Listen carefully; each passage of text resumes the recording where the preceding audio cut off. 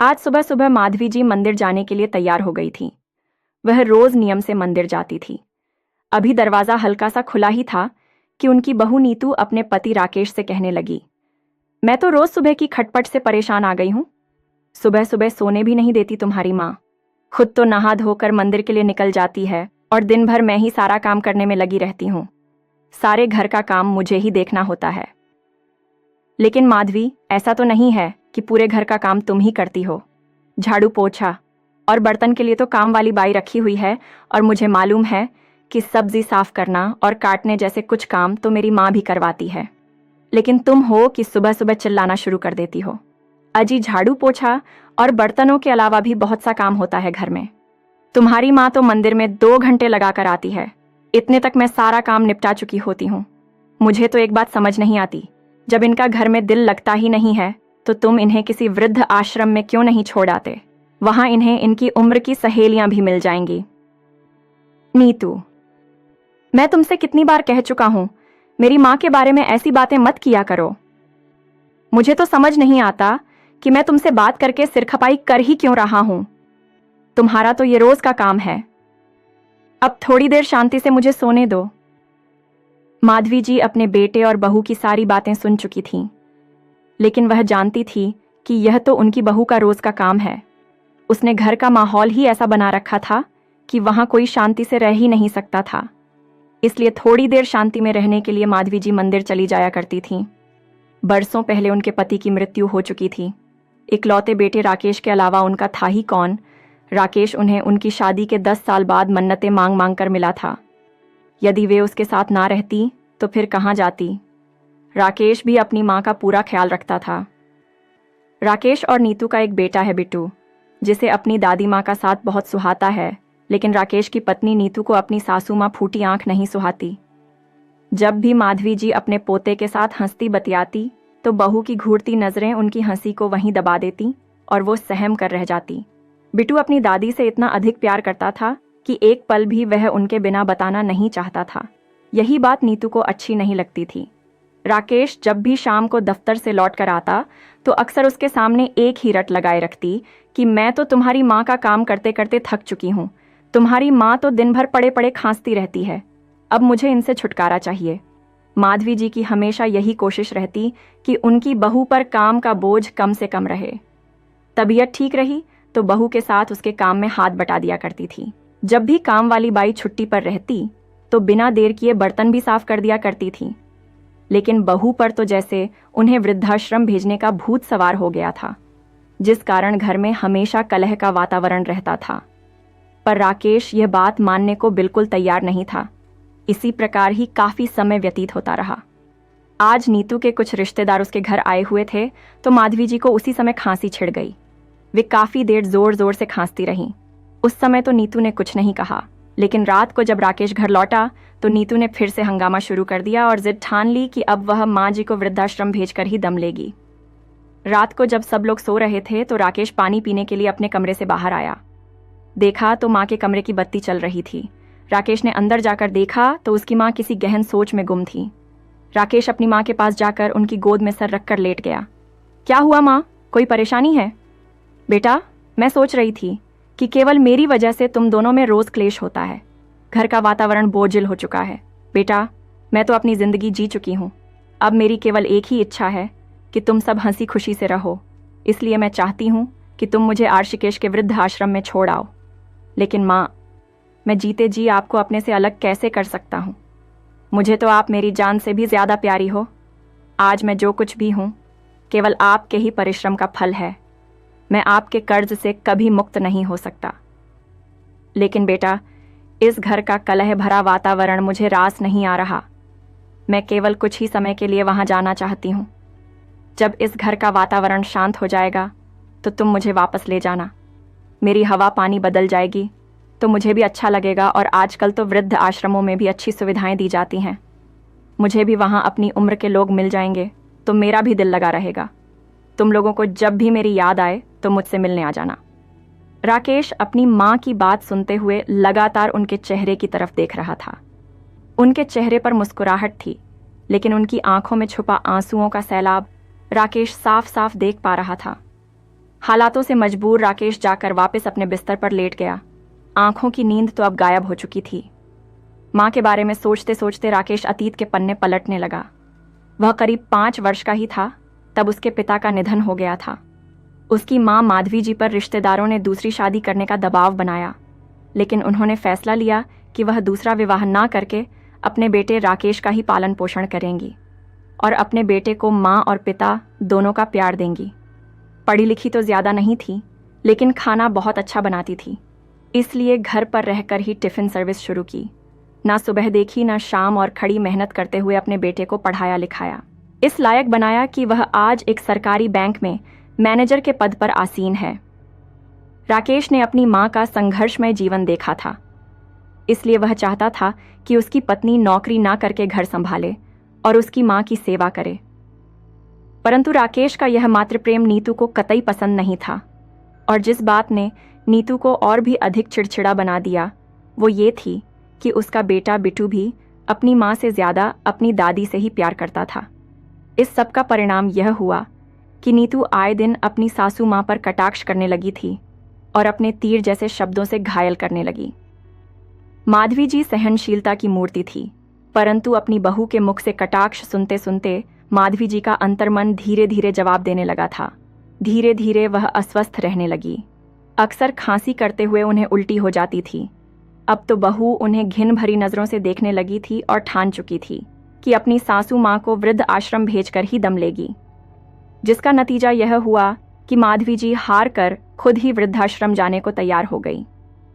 राकेश भी यह बात समझ गया था कि उसकी माँ को इस घर में घुट घुट कर जीना पड़ रहा है, जिस कारण उनका स्वास्थ्य गिरता जा रहा है। परिस्थितियों से परास्त होकर राकेश अपनी माँ को वृद्धाश्रम छोड़ने के लिए तैयार हो गया, लेकिन बिट्टू अपनी दादी की वृद्धाश्रम जाने की बात सुनते ही तुरंत अपनी दादी से लिपट गया। मैं दादी को कहीं नहीं जाने दूंगा, दादी मेरे साथ रहेंगी। चिल्लाते हुए वो जोर जोर से रोने लगा। उसे रोता देख राकेश भी अपना दिल हारने लगा, परंतु फिर उसने अपने बेटे को समझाया, बेटा, दादी को कुछ समय के लिए आराम की ज़रूरत है। जब कुछ समय के बाद उनकी तबीयत ठीक हो जाएगी तो हम उन्हें वहाँ से ले आएंगे। आखिरकार दिल पर पत्थर रखकर राकेश अपनी माँ को वृद्धाश्रम छोड़ आया। माधवी जी के घर से जाने के बाद राकेश और बिट्टू बहुत ही उदास हो गए, परंतु नीतू की खुशी का ठिकाना नहीं। बिट्टू हर रोज़ स्कूल से आने के बाद अपनी दादी के कमरे में बैठा रहता। नीतू उसे बहुत मनाती कि वह उसके पास आकर बैठे, परंतु वह वही अकेले बैठना ही पसंद करता था। उस दिन के बाद से राकेश भी अपनी नौकरी में और अधिक व्यस्त हो गया, और 1 महीना कब बीत गया पता ही नहीं चला। बहुत बार राकेश सोचता कि जाकर अपनी माँ को वापस लेकर आए, लेकिन फिर किसी न किसी काम में व्यस्त हो जाता। ऐसे करते करते 3 महीने व्यतीत हो गए, और एक दिन वृद्ध आश्रम से राकेश के पास फ़ोन आया। मिस्टर राकेश, आपकी माताजी श्रीमती माधवी का बीती रात दिल का दौरा पड़ने से देहांत हो चुका है। आप तुरंत आश्रम पहुंच जाइए। ये बात सुनते ही राकेश सन्न रह गया और अपना सिर पकड़कर धड़ाम से ज़मीन पर बैठ गया। रोते हुए बोलने लगा, कितना क्रूर था मैं, जो अपनी माँ को ही वृद्धाश्रम छोड़कर आ गया और उन्हें वापस लेकर आना तो दूर, मैं तो उनसे मिलने तक का समय ना निकाल पाया। मैं उस माँ को कैसे भूल गया जिसने अपना संपूर्ण जीवन मुझ पर कुर्बान कर दिया, जिसकी गोद में सिर रखते ही मैं सारी दुनिया की परेशानियों को भूल जाता था। साक्षात ईश्वर का रूप थी मेरी माँ, और ऐसी पूजनीय माँ के जीवन के अंतिम पड़ाव में मैं उनके साथ नहीं था। मैं ऐसा अनर्थ कैसे कर बैठा। राकेश की आंखों से निरंतर अश्रुधारा प्रवाहित हो रही थी। उसी समय नीतू भी बाजार से वापस लौट आई। देखा तो राकेश निडाल सा जमीन पर पड़ा हुआ लगातार आंसू बहा रहा था। नीतू उसे देखकर घबरा गई और उससे पूछने लगी, क्या हो गया, आप रो क्यों रहे हैं? नीतू को देखते ही राकेश जोर जोर से चिल्लाने लगा, सब तुम्हारा किया धरा है, ये केवल तुम्हारे कारण हुआ है। लेकिन मैंने क्या किया, कुछ बताइए तो क्या हुआ? नीतू बोली तो राकेश भरे गले से बोला, तुम मेरी माँ से छुटकारा चाहती थी ना, माँ ने हमेशा के लिए तुम्हें छुटकारा दे दिया। माँ ये दुनिया छोड़कर हमेशा हमेशा के लिए चली गई हैं। ये सुनते ही नीतू को झटका लगा और बिट्टू ये सुनते ही जोर जोर से रोने लगा। नीतू राकेश से माफ़ी मांगते हुए उसे सांत्वना देने लगी, हमें जल्दी ही ऋषिकेश के लिए निकलना होगा, लेकिन बाहर तेज़ बरसात है, जैसे ही बारिश कम होगी हम चल पड़ेंगे। लेकिन बारिश हर बीते पल के साथ तेज़ होती जा रही थी। राकेश ने समय व्यर्थ न गंवाते हुए ड्राइवर को फ़ोन किया और उसे कहा कि उन्हें जल्दी से जल्दी आर्षिकेश पहुंचना है। लेकिन ड्राइवर ने कहा कि आर्षिकेश के पूरे रास्ते में तेज मूसलाधार वर्षा हो रही है। पानी भर जाने के कारण पूरा मार्ग रुका हुआ है। बाढ़ जैसी स्थिति बनी हुई है। ऐसे में घर से बाहर निकलने का मतलब है किसी मुसीबत को बुलावा देना। हमें कुछ देर के लिए बारिश कम होने का इंतजार करना पड़ेगा। उधर वृद्ध आश्रम से राकेश के पास दोबारा फोन आया कि यदि वे लोग सुबह तक नहीं पहुंचते हैं तो आश्रम के अधिकारी ही स्वयं माधवी जी का अंतिम संस्कार कर देंगे। लेकिन बारिश कम होने का नाम ही नहीं ले रही थी। दुखी मन से राकेश बैठा हुआ यही सोचता रहा कि कब बारिश कम हो और कब वह यहाँ से चले। आत्मग्लानि से भरा वह केवल उसी समय को पूछ रहा था जब वह अपनी माँ को वृद्ध आश्रम में छोड़ आया था। सारी रात बीत गई और सुबह हो चुकी थी, लेकिन अभी तक मूसलाधार बारिश नहीं रुकी थी। जब सुबह तक उनका जाना संभव नहीं हो पाया तो आश्रम में उनकी माँ का संस्कार कर दिया गया। 2 दिन बाद राकेश अपने परिवार के साथ आश्रम पहुंचा और अपनी माँ की अस्थियां गंगा में प्रवाहित करके रोते कलपते खाली हाथ वापस आ गया। घर आकर राकेश और नीतू बहुत दुखी थे। राकेश का किसी काम में मन नहीं लग रहा था, लेकिन इस घटना ने बिट्टू को तो झकझोर कर रख दिया। उसका बचपन जैसे कहीं गुम सा हो गया। उसकी माँ जो सब्जी बनाकर देती वह खा लेता, जहाँ बैठने को कहती वहाँ बैठ जाता। वह गुमसुम सा सारे काम करते जा रहा था, लेकिन जब भी पढ़ाई करने बैठता तो उसका मन नहीं लगता था। किताब उठाकर बैठा रहता, परंतु एक अक्षर भी नहीं पढ़ पाता था। एक दिन बिट्टू जब स्कूल से घर वापस आया तो आकर बिस्तर पर निढाल सा गिर गया। नीतू ने देखा तो उसे बुखार था। थर्मामीटर लगाने पर पता चला कि बुखार 104 डिग्री था। नीतू घबरा गई और तुरंत राकेश को फोन किया। जल्दी से उसे डॉक्टर के पास लेकर गए और दवाई दी, परंतु बुखार तो उतरने का नाम ही नहीं ले रहा था। हमेशा 103-104 डिग्री के करीब रहता। रह रहकर बिट्टू नींद में ही दादी माँ को बुलाता रहता। करीब 1 सप्ताह तक भी जब दवाइयों ने असर नहीं किया तो वे दोनों बिट्टू को मनोचिकित्सक के पास लेकर गए। बिट्टू हमेशा बड़बड़ाता रहता, दादी आप मेरे पास वापस आ जाओ, आप मेरे पास रहोगे। उसकी मानसिक स्थिति को देखते हुए डॉक्टर ने कहा, बच्चे के दिमाग पर बहुत बुरा असर पड़ा है, क्या अब इसकी दादी जी इसके साथ नहीं रहती? राकेश ने दादी जी के आर्षिकेश छोड़ने से लेकर अब तक की सारी कहानी डॉक्टर साहब को बताई और बताया कि किसी भी प्रकार से बच्चे की हालत में कोई सुधार नहीं आ रहा। उनकी बात सुनकर डॉक्टर ने उन्हें कहा, देखिए मैं जानता हूँ कि आपके लिए थोड़ा मुश्किल होगा, लेकिन इस समस्या से निपटने का केवल एक यही हल है। आपको किसी बूढ़ी महिला को बिट्टू की दादी बनाकर लाना होगा और उन्हें अपने घर में रखना होगा जब तक बिट्टू पूरी तरह ठीक नहीं हो जाता। डॉक्टर साहब द्वारा बताई गई योजना राकेश और नीतू को कुछ अटपटी सी लगी, लेकिन वे अपने बच्चे के जीवन के लिए कुछ भी करने को तैयार थे। काफ़ी कोशिशों के बाद भी कोई बूढ़ी महिला नहीं मिली जो बिट्टू की दादी बन सके। फिर नीतू ने राकेश से कहा, क्यों ना किसी वृद्धाश्रम से दादी जी का इंतजाम किया जाए। विधि का विधान तो देखिए, जो नीतू बिट्टू की सगी दादी को बोझ समझकर वृद्धाश्रम में छोड़कर आई थी, आज वही नीतू अपने बेटे की जीवन की खातिर किसी अन्य महिला को वृद्ध आश्रम से लाने को तैयार हो गई। डॉक्टर के सहयोग से दिल्ली के एक वृद्ध आश्रम के संचालकों से बात की। उन्होंने बताया कि कुछ दिन पहले ही एक वृद्धा उनके आश्रम में आई है, जिनका कोई सगा संबंधी कभी मिलने नहीं आया। कुछ समय पहले उन्हें सिर में चोट आई थी, जिस वजह से उनकी याददाश्त जा चुकी है। वह अकेली है। अगर आप इन्हें घर में रखेंगे तो आपको कोई असुविधा नहीं होगी। वह बहुत ही हंसमुख है। राकेश डॉक्टर साहब के साथ गायत्री जी से मिलने गया, जो कि दादी बन रही हैं, तो देखा कि वो बहुत मोटी है। उनके सिर के बाल भी छोटे थे और वह चश्मा लगाती है। उनके चेहरे पर कुछ चोट के निशान थे। वहाँ से आने के बाद राकेश ने डॉक्टर साहब को बताया, मेरी माँ के बाल बहुत लंबे थे, वह बहुत ही पतली थी और चश्मा नहीं लगाती थी। पता नहीं बिट्टू उन्हें अपनी दादी मानेगा या नहीं। तो डॉक्टर साहब ने कहा, आप सब कुछ मुझ पर छोड़ दीजिए। डॉक्टर साहब ने गायत्री जी को अपने पास बिठाकर उन्हें बिट्टू से मिलवाया।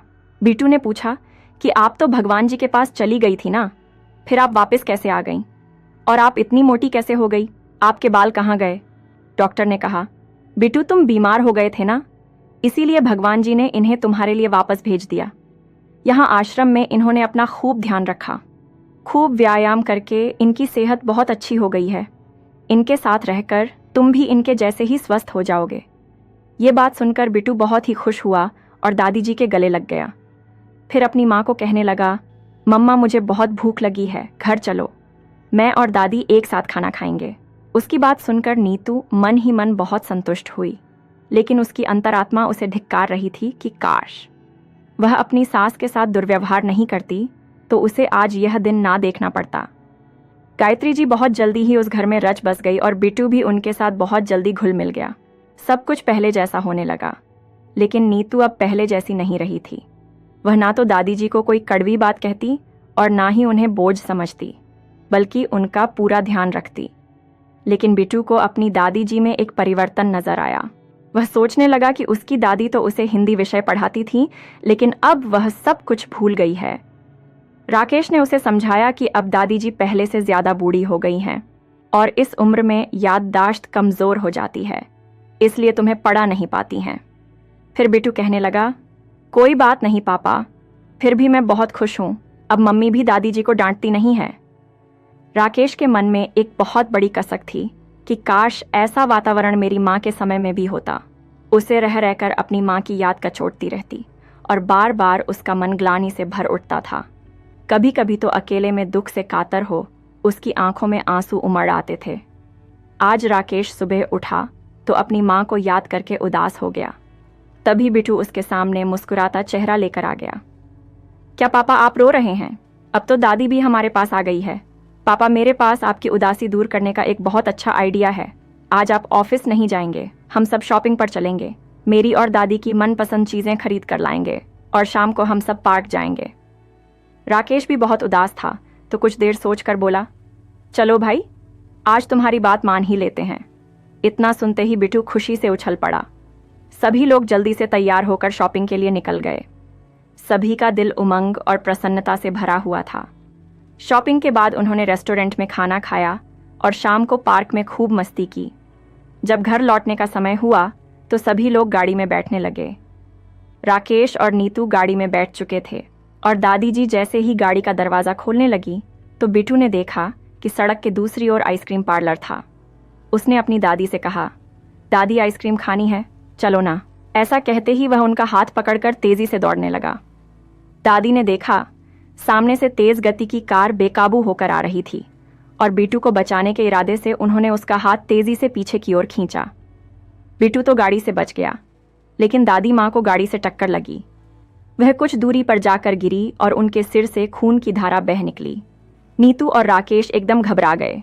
क्षण भर की भी देरी ना करते हुए वे उन्हें लेकर पास के अस्पताल में पहुंचे। उन्होंने वृद्ध आश्रम के संचालक को भी शीघ्र अस्पताल आने को कहा। डॉक्टर ने तुरंत उनका इलाज शुरू कर दिया और बताया कि उन्हें सिर पर ज्यादा चोट आई है, जबकि शरीर पर ज्यादा चोटें नहीं हैं।